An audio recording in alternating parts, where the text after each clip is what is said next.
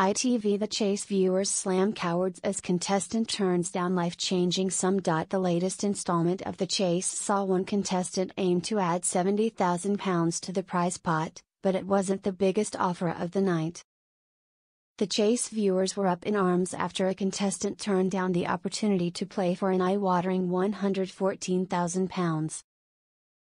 Kelly, a teacher from Crewe, had built up £5,000 in her cash builder when the chaser Ginny the Vixen Ryan gave her the opportunity to play for either a low offer of £1,000, the £5,000 she had already earned, or £114,000. Kelly opted to play for the middle amount and people were up in arms over it. They took to X, formerly known as Twitter, to rage about her choice.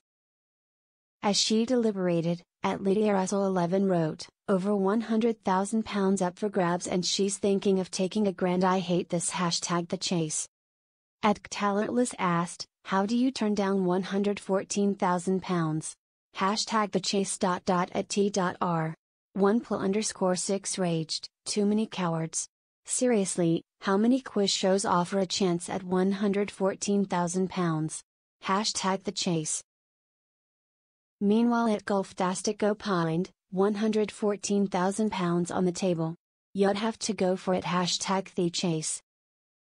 Despite having a better chance to beat Ginny by opting for the lower amount, it wasn't enough to get her to the final. Carrie found herself doing the walk of shame off the set when she incorrectly guessed that the most countries ever to participate in the Eurovision Song Contest was 23. The correct answer was 43, which host Bradley Walsh admitted he had suspected. Ginny answered correctly, knocking Kelly out. Her huge offer came after another contestant, Daryl, had garnered support when he opted to play for £70,000.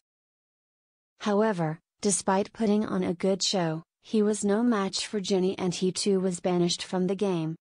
This left just two players in the final, Carol, a magistrate, and Joseph, a journalist.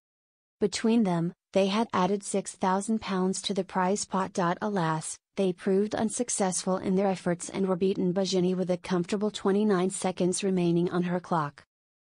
Host Bradley Walsh consoled them, saying, "I knew you were better players than the cash builders showed." Ginny also praised them, telling them, "You needed a full house. Terrific performance. You did the very best you could as a double act, but you needed the support of the other two players.